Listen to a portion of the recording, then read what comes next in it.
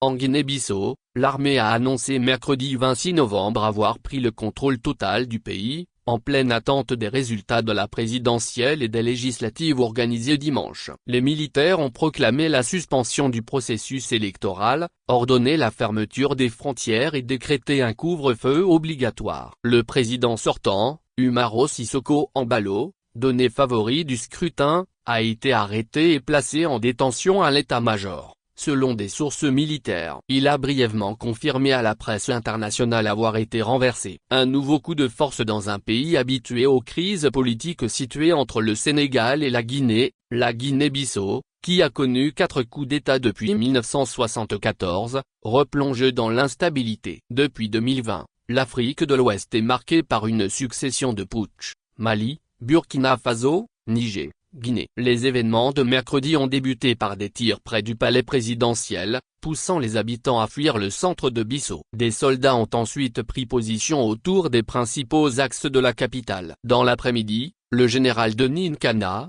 chef de la maison militaire de la présidence, a annoncé la création d'un haut commandement pour la restauration de l'ordre, chargé de diriger le pays jusqu'à nouvel ordre.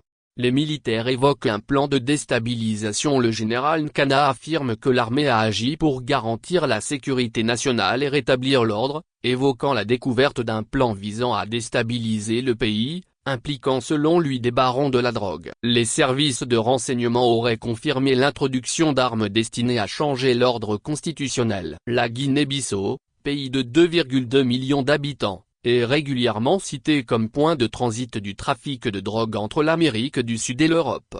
Arrestation de l'opposition et tensions accrues. Le principal opposant, Domingo Simões de Pereira, leader du PEG qui est exclu de la présidentielle, a également été arrêté. Selon ses proches, il n'est pas en sécurité. Des hommes armés auraient fait irruption lors d'une réunion de campagne du candidat Fernando Dia, utilisant des gaz lacrymogènes pour tenter d'arrêter les deux hommes. La situation de Fernando Dia restait incertaine en fin de journée. Les rues de la capitale étaient quasi désertes dans la soirée, sous la surveillance de l'armée. La Commission nationale des élections a également été attaquée par des hommes armés non identifiés, selon un responsable de l'institution.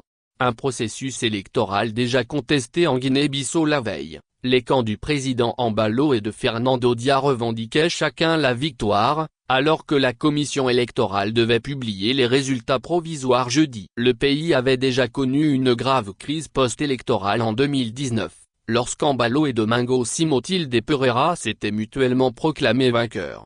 Fin octobre, l'armée avait annoncé avoir déjoué une tentative de renversement de l'ordre constitutionnel. Le gouvernement portugais, ancienne puissance coloniale, a appelé mercredi à la retenue et à la reprise du processus électoral. D'autres réactions sont attendues dans la région, alors que la communauté économique des États d'Afrique de l'Ouest, CEDEAO, suit de près la situation.